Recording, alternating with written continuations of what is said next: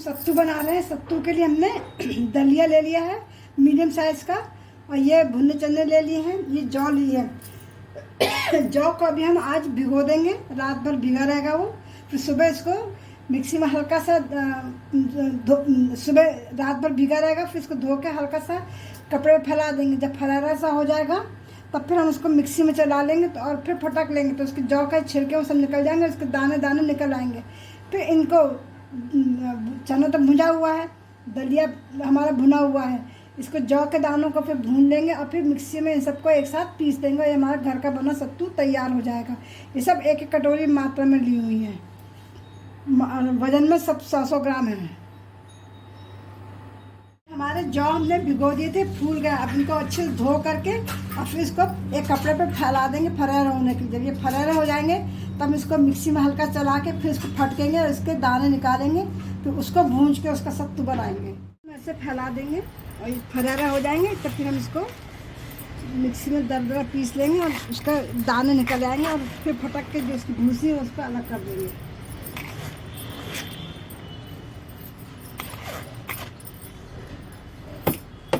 हमारे फरारे हो गए। अब इसको हम मिक्सी में दरदरा चला लेंगे, थोड़ा सा चला लेंगे इसको।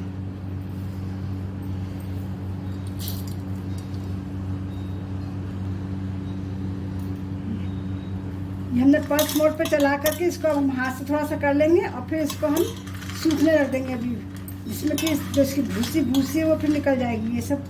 ये इसके दाने आने लगे हैं।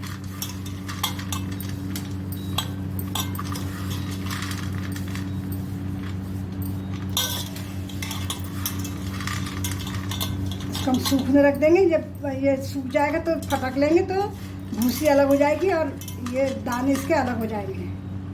इसलिए रगड़ रहे हैं कि इसमें चिपके नहीं रहेंगे, वरना फिर सुखाएंगे ना तो अगर रगड़ेंगे नहीं तो ये फिर वही चिपके वैसे के वैसे चिपके रह जाते हैं। ये देखिए सब भूसी हाथ में आ रही है ना और दाने अलग हो रहे हैं। अब इसको हम सूखने डाल देंगे।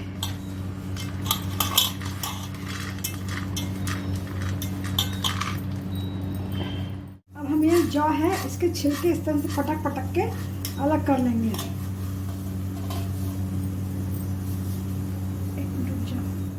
मैंने कहा मिक्सी में चला रही थी तो इसके सब छिलके अलग हो गए हैं। अब इसको हम फटकेंगे इसको इस तरह से।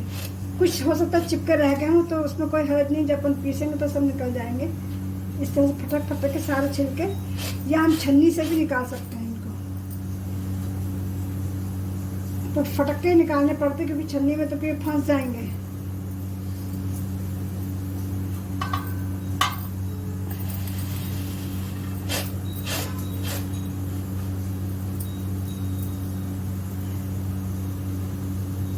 वैसे इस तरह फूक के निकाल सकते हैं, पर फूकने में क्या होता है सब में बिखर जाते हैं। वो जल्दी निकल जाते हैं फूकने से, पर वो सब पूरे छप जाएंगे, फैल जाएंगे मतलब ये। इसलिए मैं ऐसे कर करके निकाल रहा हूँ।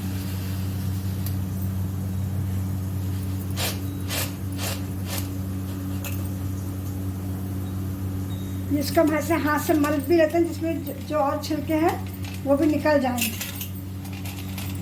इस तरह से अपन ऐसे घुमा घुमा के, ऐसे गोल गोल घुमा के जो छिलके चिपके हुए होंगे वो सब निकल जाएंगे।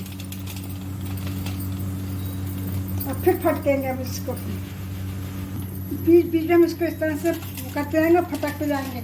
इसमें जो चिपके हुए होंगे ना वो भी सब निकलते जाएंगे और फिर गेहूं के दाने ऐसे आ जाएंगे। ज्वार के दाने, जौ के दाने, जौ नहीं जौ।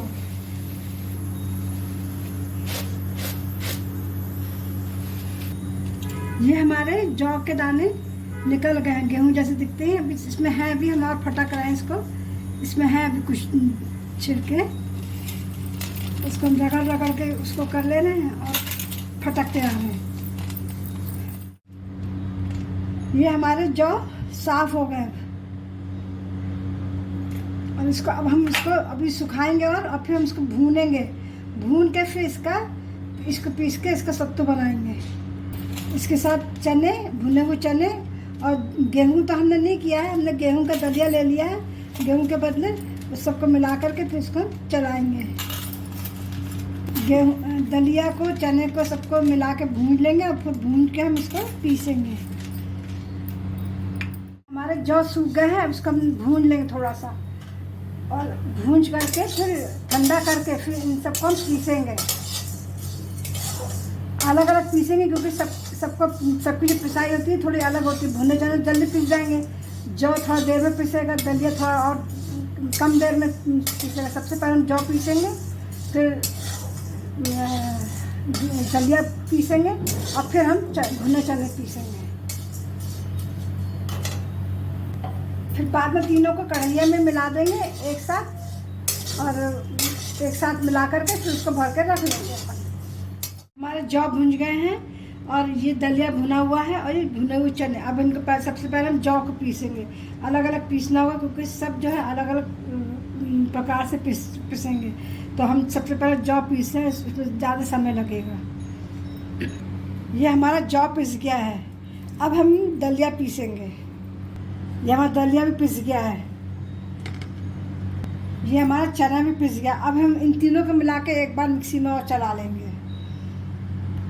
ये हमारा सत्तू तैयार है। तीनों मिलकर के एक साथ हो गए। हम ये सबको एक साथ पीस लिया था। ये सत्तू तैयार है खाने के लिए। इसको मीठा नमकीन जैसा खाना है, पराठे बनाइए, बहुत अच्छी महक आ रही है इसमें सत्तू की। ये हमारा एक पाव 100 ग्राम चीनी थी तीनों, तो समझिए 300 ग्राम के करीब ये सत्तू हमारा तैयार हो गया। सत्तू ले लिया, अब इसमें हम शक्कर डाल रहे हैं ये, और इसको फिर शक्कर मिला, पहले सूखे में मिला लेंगे जिसमें गुठले भी नहीं पड़ेंगे, और अब पानी से इसको घोल लेंगे हम।